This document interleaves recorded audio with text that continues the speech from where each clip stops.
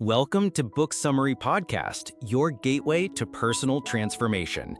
Each episode delivers big ideas from the world's most impactful books on mindset, productivity, and success, all in just a few minutes. Ready to turn knowledge into action? Let's get started.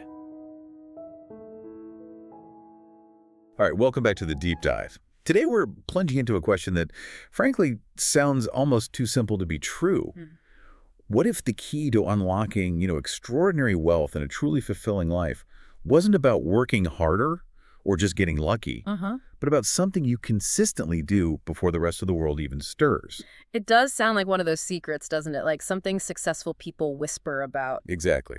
And that's really the core idea we're exploring in this deep dive into Miracle Morning Millionaires by Elrod and David Osborn. This isn't just another book about making money. Right. It's more a powerful guide that marries proven personal development practices with really solid wealth-building strategies.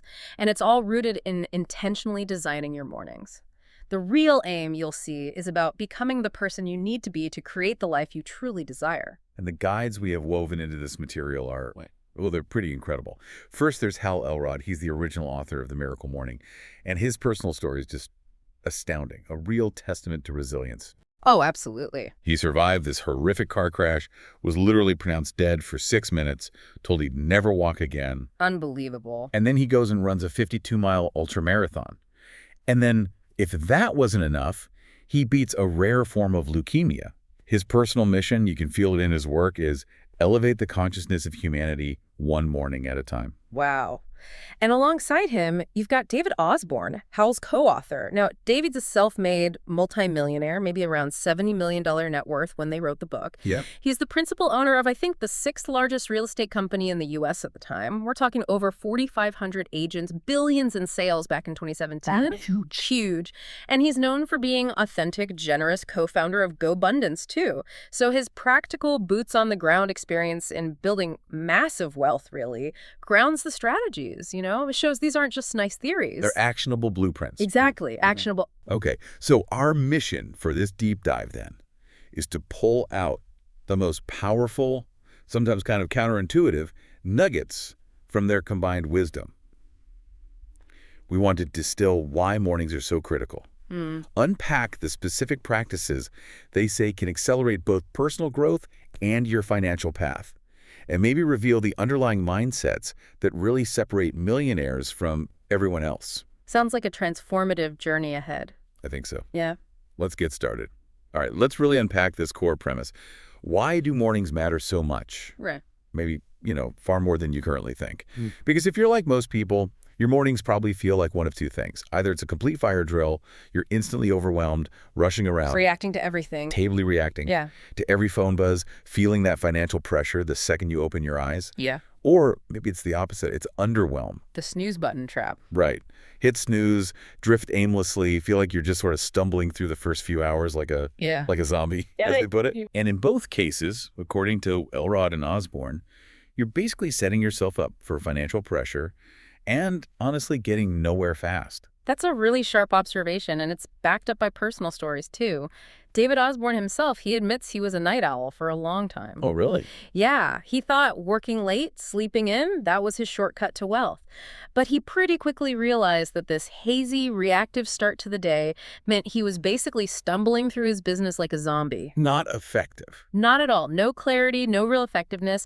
He found out the world, as he said, wouldn't always let me sleep as late as I wanted.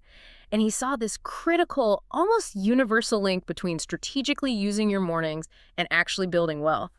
The successful millionaires he looked at, almost none of them slept in. So it's way beyond just personal preference. It's a real strategic edge. What is this millionaire morning advantage then? Well, the fascinating thing is that mornings are this kind of hidden secret because they let you do things you just couldn't get done otherwise. You're setting the agenda for your day before the world's demands take over. Being proactive, not reactive. Exactly. proactive. And there's research that strongly backs this up. They cite a study by Randler, I think, which found morning people are actually better able to anticipate and minimize problems. Interesting. Yeah, they're inherently proactive, tend to have greater professional success, and ultimately make higher wages. They even seem to handle unexpected stuff, emergencies, with more grace and ease because they've already got their bearings for the day. Okay, that's a compelling case for dragging yourself out of bed earlier. Hmm.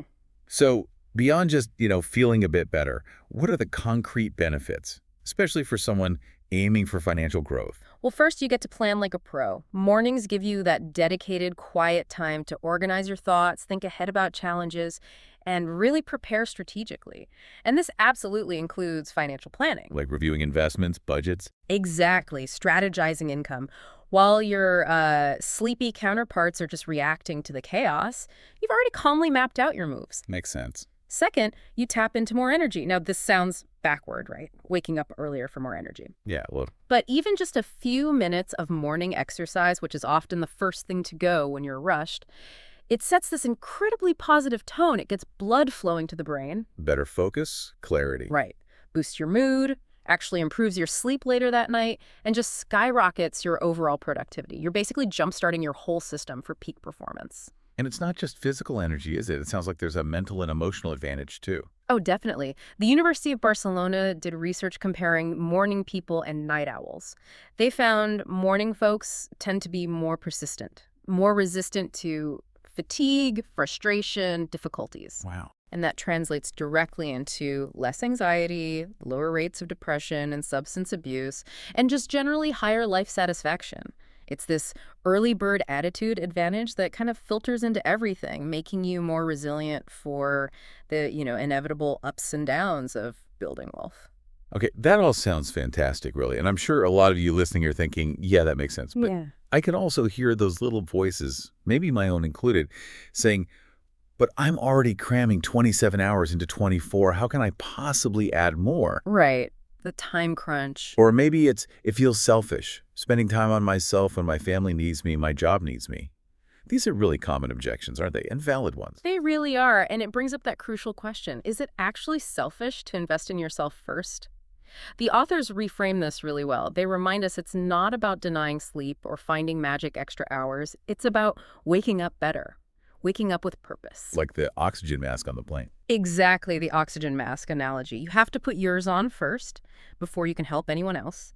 You can't be productive, build wealth sustainably, or support your loved ones effectively if you're constantly running on empty, financially passing out, or just neglecting your own growth. Investing in yourself first. It's probably the most selfless thing you can do because it makes you more capable for everyone else. And for those who genuinely feel they have zero time, maybe parents with toddlers, someone juggling jobs, they offer that 6-minute miracle morning idea, right? Yes. Which shows that anyone, truly anyone, can carve out just a few intentional minutes. It's about the quality, the intention, not necessarily the duration. All right. The real key, they stress, is that moment of truth. Those first 5 minutes after the alarm. That tiny decision, get up or hit snooze, they say, will change your day, your success, and your life. It's about beating that initial inertia. David Osborn, the former night owl, he found it's a process moving from I'm not a morning person to actually embracing the morning, but it's a skill you can learn. So the big idea here is pretty profound. Mornings aren't just how you start your day. They're how you create it. How you create it. It's like life's first investment opportunity each day. That little disciplined choice bed versus feet on the floor that builds momentum. Huge dividends. It builds momentum, self-trust. It cascades across everything, especially your finances. When you consistently win your mornings, you win the day, win enough days, and you're setting yourself up to win in life, including financially. Okay, so the why is clear. Mornings matter. Yeah. A lot. But the big question for me, and probably for you listening, is how? How do you actually do it? How do you harness that time effectively? And this is where they introduce their really powerful framework, the Life S.A.V.E.R.S. Right. This whole thing started after Hal Elrod's business failed back in 2008. He was, by his own account, at rock bottom. After already surviving the car crash. Exactly. He'd faced death, but this financial collapse left him feeling totally lost, depressed. He knew what he was doing wasn't working. So he went on this quest for answers. And quest for what? Exactly. For the fastest, most effective strategy to just get his success back on track, personally and professionally.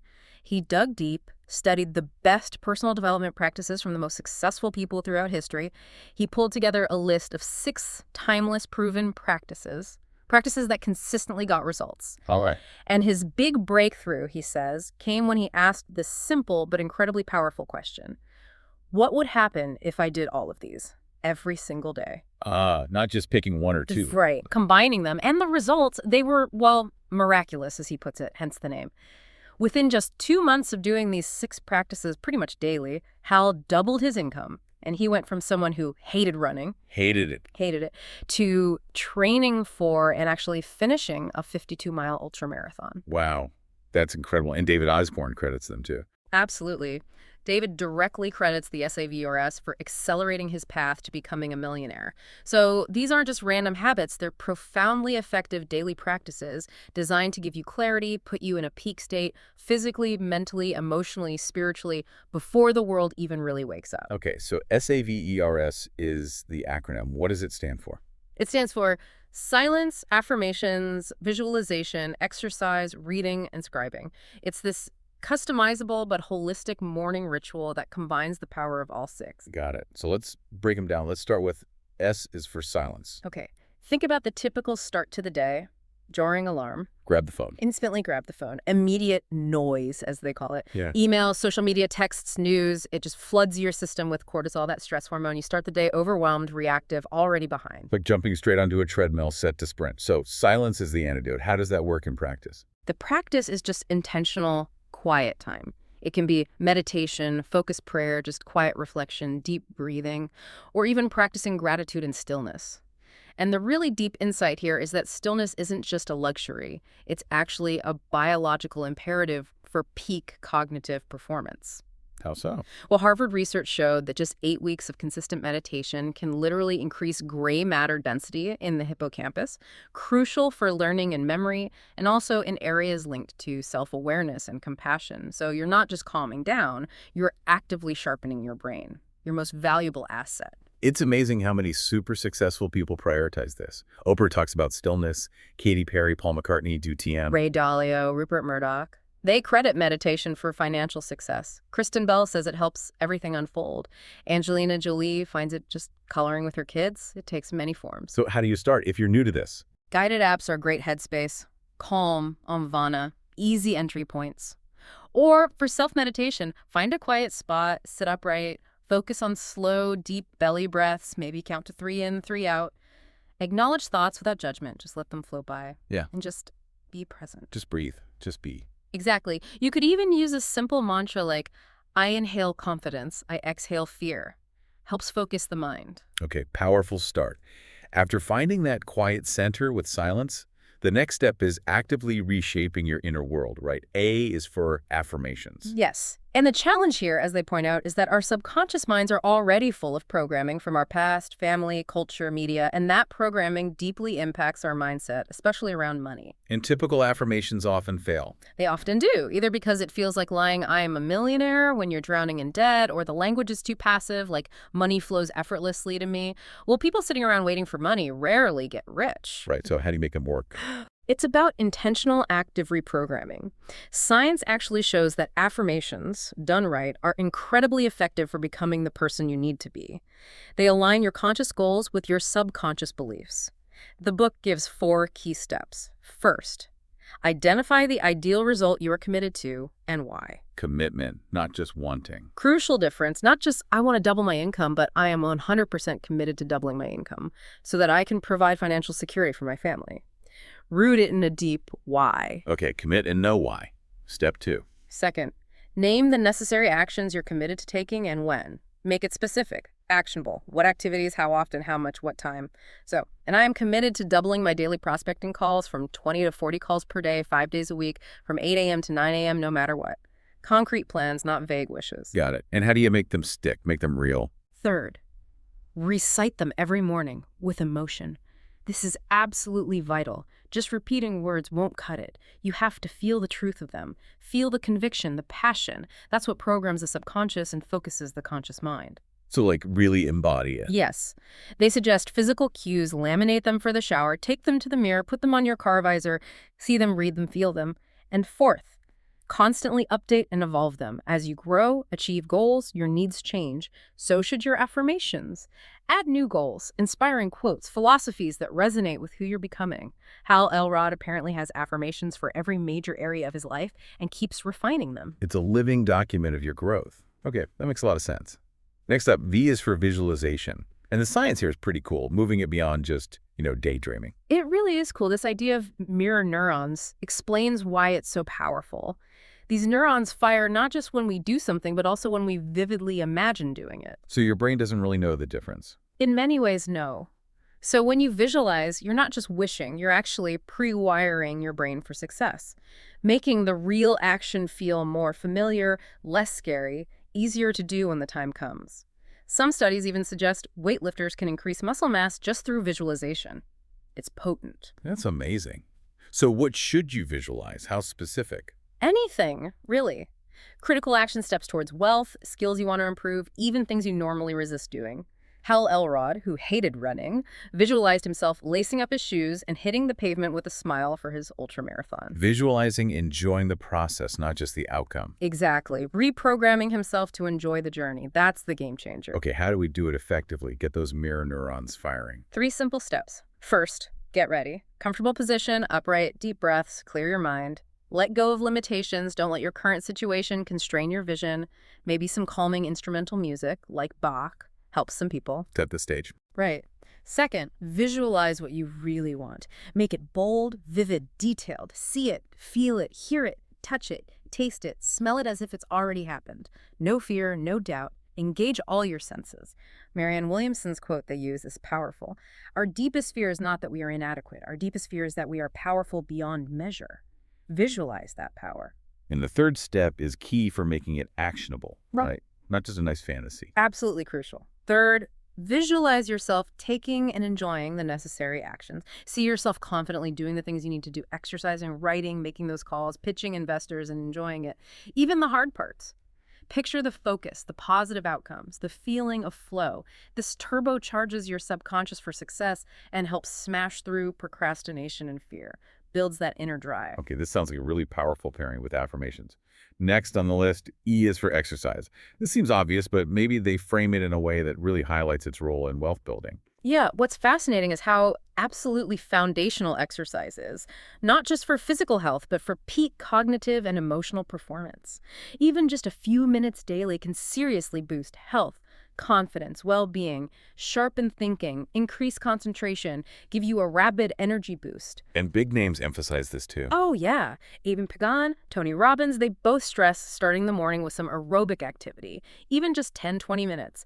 Get the heart rate up, blood flowing to the brain. And it doesn't have to be intense, right? Yes. No marathon training needed daily. Not at all. That's key. Even 5 minutes gives benefits: better blood pressure, lower disease risk, that lasting energy boost. And it's huge for your brain. Dr. Stephen Masley, an executive health expert, links aerobic capacity directly to brain speed and cognitive shifting, how fast you process info and switch tasks. He's seen corporate wellness programs boost brain speed 25-30% with regular exercise. Oh. Hal Elrod shows yoga, David Osborn does weights and walks his dog. Just pick something you enjoy and do it. And it tackles those classic excuses head on. No time, too tired. Exactly. The beauty of putting exercise in your miracle morning is it happens before the day drains you, before excuses pile up. It becomes consistent, non-negotiable, sets that positive, energized tone right away, wins the first battle of the day. Okay, makes sense. Next, R is for reading. Feels so simple, but maybe profoundly overlooked for growth. It really is. Books, they argue, are this limitless supply of help and mentorship. They condense years, decades of wisdom and hard lessons into a few hours for a few bucks. They can literally shorten your learning curve by decades. Bypass common mistakes, accelerate your path. Precisely. But they hear the excuse all the time: I'm too busy to read. Guilty. I've definitely used that one. How do they counter it? Powerfully. Just 10 pages a day.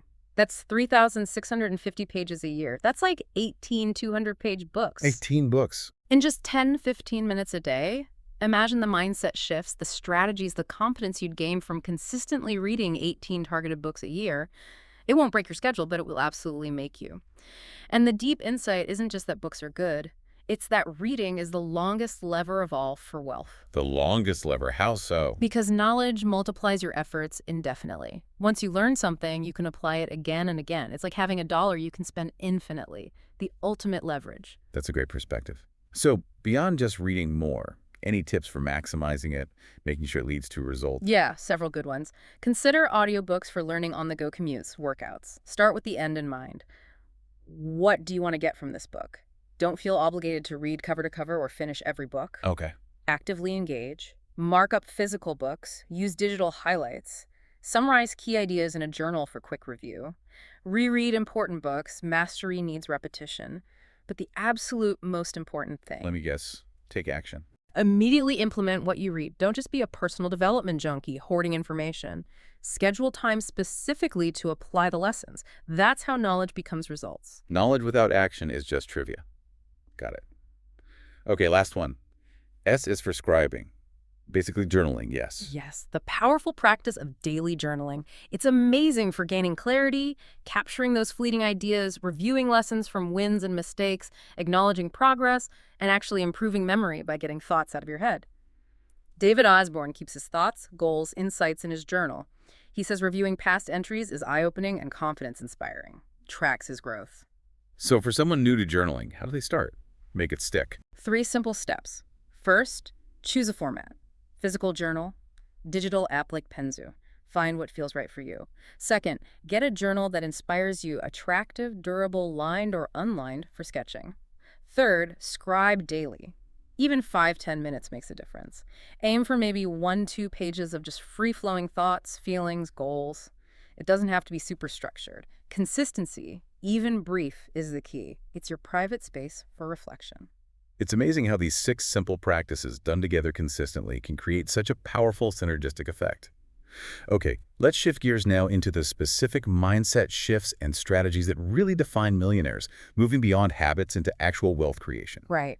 This takes us into part 2 of the book, What Makes a Millionaire. And the first big lesson is lesson 1, the 2 doors, the choice to become wealthy. Oh, I love their game show analogy here. You're on the final round. Host says, behind door number 1, $1 million, tax-free. All you have to do is choose it. Sounds easy, right? The dream scenario. But they argue that is the real choice every self-made millionaire faces.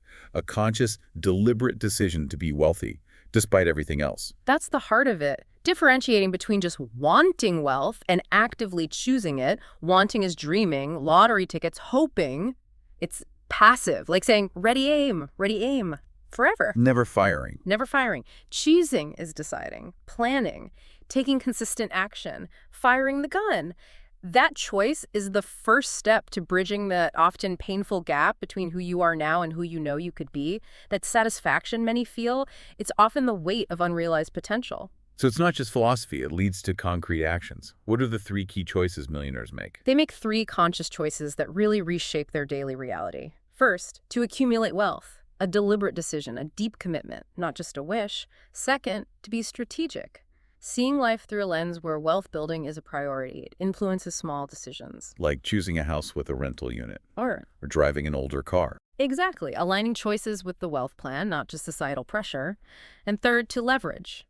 Consciously multiplying resources, money, time, energy, efforts, not just adding to them linearly. Putting resources to work to grow exponentially. And these aren't just one-time choices, are they? They sound like daily things. Definitely not one time. They're daily, unwavering commitments. The authors say, if you are not wealthy in the present, it's mainly the result of thinking and action in the past. Every little choice, hitting snooze, how you spend your morning, your money, it either aligns with that choice to be wealthy or subtly pulls you away. It compounds. And it's crucial to remember it's not just about the money itself. There's a deeper why.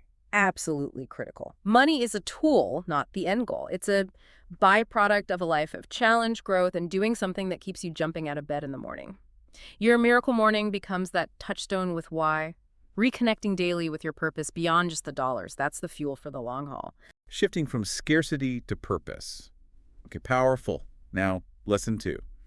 You, millionaire, replacing blind spots with a vision for the future. They use this really interesting box metaphor. Yeah, the box. It represents those invisible mindsets, limiting beliefs, habits that define your current reality and, well, limit your growth. like a hermit crab's shell. Your current income, your net worth, they're direct results of the box you're in now. So if you want things to change, You need a new box. You have to consciously expand your beliefs, thoughts, actions. And yeah, that feels risky, like the hermit crab without its shell, totally exposed, but it's absolutely essential for significant growth. and our brains actively work against us leaving the box, Yeah. right, through these cognitive biases. Totally. Our brains create these shortcuts that fool us financially. Things like loss aversion, hating losses more than liking gains, making us too risk averse, or the sunk cost fallacy, throwing good money after bad just because you've already invested so much. Sticking with something failing. Exactly. Then there's status quo bias, comfort in the familiar, resisting beneficial change. Time, discounting, valuing today's small reward over tomorrow's bigger one, like spending instead of investing. And the ostrich effect, ignoring reality like unopened credit card bills. Becoming aware of these biases, maybe through morning reflection, is the first step to countering them. Okay, so once you see the traps, how do you build that bigger box? Create that compelling vision, their air game. Right. They distinguish the ground game, the daily grind inside the box, from the air game. That's your high-level perspective, your vision, plans, tactics, pushing the box boundaries. You need both. All air is wishing, all ground is busy work without exponential growth. And they have a technique for this, the air game. Yeah, a powerful one. The letter from a not-so-mysterious millionaire. Intriguing. Is it literally writing a letter? It is. You write a letter to your present self, but from your wealthy future self, maybe 5 or 30 years out. The trick is writing it as if you're already there. How do you do that effectively? First, visualize it like you're there, use all senses, make it real. What does it feel like, sound like? Second, create without fear or doubt. Write as if it's already happened. Don't hold back. Third, use present tense. I am financially free, not I will be. Fourth, align it with deep emotions and values, not just superficial stuff, what truly matters. And fifth, crucially, don't worry about the how right now. Focusing on how limits the vision. This exercise helps you step outside the current box and start feeling the reality of your future wealth. Wow, it's like pre-paving the neural pathways. And after creating that big vision, how do you ground it? Make it practical for today. That's where David Osborn brings in Jim Collins's hedgehog concept. Finding that sweet spot for building wealth where 3 circles overlap. 1, what you are deeply passionate about. The fuel for the journey makes you willing to do the hard stuff. 2, what you can be the best in the world at. Your unique skills, abilities, commitment to mastery. 3, what drives your economic engine? Where's the market opportunity for your passion and skills to make real money? Millionaires, they say, operate right in the center of that overlap, fulfilling and profitable, sustainable wealth. Great framework. Okay, let's talk lesson 3, your flight plan, goals, plans, and the path to wealth. That flight plan metaphor, destination plus map, makes so much sense. Lack one or the other, and you're lost or just spinning wheels. Exactly. Millionaires are purposeful, they know their destination goals, and have a map plan. David Osborn admits he wasn't naturally organized, a C student, procrastinating. So he learned this stuff. He learned and refined his process, kept his goals in his journal, reviewed them constantly during his S.A.V.E.R.S., even highlighted them when achieved, made it a reinforcing loop. So what's his refined goal-setting process? What makes it work? 4 key parts. First, set goals in a peak state. Goals set when you feel energized, optimistic, confident, like after your miracle morning, are way more likely to stick. You can intentionally create this state too. Inspiring movies, books, nature, get touched, moved, and inspired. Set goals from abundance, not lack. Okay. Second, be flexible. Distinguish should goals from true want goals. David ditched a marathon goal, should, for a new company, want, because his passion shifted. Goals are living, breathing things. Adapt as you evolve. Persistence is key, but no goal is a life sentence. So if they're living things, how do you keep them alive and relevant? Third, review your goals regularly. Weekly, maybe during your miracle morning. Life causes goal decay. A review reconnects you to the why, checks your progress, ensures alignment. Fourth, and often missed, reward yourself. Crucial for closing the loop, telling your subconscious the effort pays off. Doesn't have to be huge s'mores work just as well as a private jet sometimes. Acknowledge and celebrate accomplishments, big or small. Builds momentum. Love that balance. Okay, what about the plan part? The map, how do you make that truly actionable? 3 planning essentials. First, always have a smallest next step. Break down huge goals into tiny, doable actions. Ask for advice. Look up a phone number. Prevents overwhelm. Second, anticipate obstacles. Plan for problems, internal ones like fear, external ones like market shifts. Use your morning time to visualize overcoming them specifically. Third, revisit the plan regularly. Reality changes plans. Your calm morning is perfect for clear-headed review and adaptation. Pivot when needed. And what does a plan actually look like? Give me an example. It's a simple, viable, repeatable roadmap. For a realtor, maximize commissions, save 30% for property fund, buy investment property, manage it well, leverage equity for next one, amass 10 and pay them off, millionaire. Each step has a clear next actionable item. You don't need every detail up front, just the destination, the route, and that very next step. And crucially, don't forget to live now while planning for the future. Yes, huge point. Don't put off living until you've made it. That perfect time might never come. Set goals, build wealth, yes, but balance it with present joy, gratitude, a vibrant daily life. Don't sacrifice today for tomorrow. Okay, now this gets really interesting. Lesson 4, becoming super tailable. The power of leverage to create wealth. David Osborn's story about getting shingles from overwork, that hits home for a lot of entrepreneurs. Right. He was productive, sure, but burning out, hitting a hard ceiling on what one person could do. Then he meets this billionaire who shares his secret. Write down the top 7 tasks, then only do the first 3. That's simple. That simple focus was the key. It was David's Clark Kent to Superman moment. He realized leverage is about doing more with the same or even less input, multiplying efforts, not just adding them linearly. When he started ruthlessly prioritizing those top 3 highest leveraged tasks, his impact exploded. Same time, way bigger results. So how does this math of millionaires differ from how most people think? Most people have an additive mindset. Work harder, add hours, save more money, linear returns, limited by time and energy. Millionaires have a multiplicative mindset. They leverage time, money, energy, assets for exponential growth. Always looking to multiply, not just add. And initially, David leveraged his own time, but that has limits too, right? Absolutely. He hit a wall. Realized true, scalable wealth is a team sport. His B&C tasks, admin, chores piled up, created chaos. He learned he had to leverage other people's time and skills. Hired a bookkeeper, then an assistant, built a team. Most self-made millionaires don't do it alone. They multiply through others. So it's not just about working hard, but how you work. Precisely. They state it clearly. Work is less important than leverage. Everyone works hard. It's how you use your resources, apply leverage that determines wealth potential.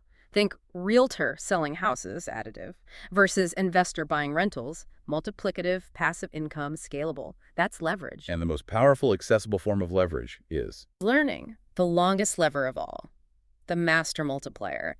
Every skill, insight, piece of wisdom learned can be applied again and again, like $1 you spend infinitely. golden goose. Exactly. Accessible to everyone, regardless of current resources. Investing in your own knowledge and growth is the ultimate leverage. Unlocks everything else. Which ties into that common millionaire refrain, I never gave up. But that leads to lesson 5, the woodpecker effect, when to grit and when to quit. A real tension there. Huge. The classic woodpecker dilemma. Tap 20,000 times on one tree, likely get dinner. Tap 20 times on 1,000 trees, get nothing. Persistence grit is essential. But so is knowing when to strategically quit a path that isn't working. You can't bleed money forever. The skill is telling the difference. So when should you absolutely not quit? What are the bad reasons? 3 common traps. First, mistakes. David Osborn lost big money opening too many offices before a crash. Painful, but he learned mistakes are lessons, not fatal flaws. Don't quit over an error. Learn deeply from it. Use your miracle morning. What can I learn? How to avoid this? Do I still love this? And fear can be a big reason people quit too soon, right? Yes. Second, fear. The mind's a terrible master if unchecked. Analysis paralysis, worry. It stops action. The solution: act immediately to do the thing you fear. Feel the fear, do it anyway. Your calm morning state helps reduce that fear, making it easier to push through instead of retreating. Fear isn't always a stop sign. Sometimes it's a growth sign. And what about losing steam, hitting a wall? Third, inertia or lack of momentum. Setbacks can create a negative cycle, less confidence, less action. Millionaires who rebuild fortunes fast do so because they know action works. To keep momentum, weekly goal reviews, prioritize physical energy, eat well, move, manage your environment, surround yourself with positive people, use supportive communities. Okay, those are bad reasons to quit. When should you strategically pull the plug? Because staying too long can be just as bad. Definitely. David lost $1 million on a failing language school by not quitting sooner. He uses Chris Guillebeau's 2 simple questions. 1, is it working? Financially, is it delivering the wealth you want in the desired time frame? Is it viable? 2, do you still enjoy it? Life's more than money. Passion is fuel. If the joy dies, motivation eventually follows. And those two questions create a kind of decision matrix. Yeah, a powerful quadrant. Working plus enjoying. Stick with it. Double down. Working plus not enjoying. Change something, delegate, automate, shift your role. Not working plus enjoying. Fix it, remortgage, raise rents, remodel. But not working plus not enjoying. That's the clear signal. Quit. Don't let sunk costs or fear of failure trap you. It's about developing that nuanced grit-quit tension, the skill to know when to persist and when to pivot. A skill, not just instinct. Got it. Okay, moving on. Lesson 6. Show me the money understanding what money measures. They stress money is a measure, not the goal itself. Crucial distinction. Totally crucial. Money's a yardstick, keep score in the value creation game. But it doesn't tell the whole story. The real drivers are choosing wealth, having a vision, a plan, leverage, grit-quit discernment. Those put the score on the board. But yeah, millionaires have money, so they outline 5 key money concepts. What's the first one? The foundation. First, wealth begins with personal finances. You must control what you already have. If you can't manage what you have, you won't effectively manage more. Plus, cultivate abundance, believe more is coming, resources are limitless if you create value. Second, money has velocity. Slow money in savings barely beats inflation. Fast money is invested business, real estate put to work multiplying, gaining speed, exponential growth. Move your money intentionally. But faster returns usually mean more risk. Third, risk and return. Exactly. No fast, risk-free path to significant wealth. Building real wealth means understanding, assessing, and tolerating calculated risks. Know your tolerance, but understand the direct link. Fourth, multiple streams of income are vital. Increases velocity and manages risk through diversification. Even within one business, a car dealer has sales, repairs, financing. How Elrod went from coaching to 9+ streams. Books, speaking, masterminds, podcasting, franchising. Wow, so how did someone even start creating multiple streams? Hal gives a formula. 1, clarify your unique value. What's your unique blend of personality, knowledge, packaging? 2, identify your target audience. Who can you best serve? 3, build a community around that value email list, Facebook group like the Miracle Morning one, 150K plus members. 4, create a solution, product, service for that community. 5, plan the launch, build buzz like Apple. Smart. And finally, David Osborn's main path. Wealth building with real estate. Yeah, real estate gets special mention for its advantages. Proven track record historically creates most millionaires. Low barrier to entry, you don't need to be rich to start. Think house hacking. Offers short and long-term returns, rent plus appreciation. Can be significant passive income. And it's accessible to any age, any skill set if you learn. Very effective path. So wrapping this up, how should we fundamentally think about money? They suggest reframing the questions we ask ourselves. Right. Instead of just how much money do I have, instead ask, how well have I learned and used the lessons of wealth? How has my skill as an entrepreneur grown? How much value do I bring? And crucially, how can I bring more value? How can I become more? As the answers to these questions change, income and wealth naturally follow. Money becomes a measure of your growth and contribution. That's a huge shift, from scarcity to growth and contribution. Okay, let's get into the not-so-obvious millionaire principles. How personal growth directly powers wealth. First is Principle 1, self-leadership. Jim Rohn's quote, "Your level of success will seldom exceed your level of personal development, because success is something you attract by the person you become. It's about becoming more, not just doing more." That's the philosophical bedrock of the whole thing, isn't it? The irony is, while who you're becoming is key, what you consistently do determines that becoming. Millionaires are master self-leaders. They know self-development unlocks higher success. And a big part is awareness and skepticism of your own self-imposed limits. Those voices saying, "I don't have time, I could never do that." Exactly. Self-leaders challenge those. I don't have time becomes a where can I find time? I could never becomes how might I be able to? Taps into creativity. It's about being all in. Like Martina Navratilova said about ham and eggs. Chicken's involved, the pig is committed, self-leaders are committed. And learning from failure is part of that. Like Sarah Blakely's dad asking, "What did you fail at today?" Absolutely. Mistakes are lessons, often the fastest path to learning. Self-leaders embrace that, extract wisdom. They also know they can't do it alone. They actively seek support. Accountability partners, coaches, mentors, communities like the Miracle Morning Group or meetups, crucial for support, insights, staying on track. So beyond mindset, what are the 4 practical foundational principles of self-leadership? First, take 100% responsibility. Hard truth. If your life isn't where you want it, it's on you to change it. Not about blame, but claiming power. Victims blame, achievers create solutions. Second, prioritize fitness and make exercise enjoyable. Health and energy are non-negotiable for success, especially for entrepreneurs.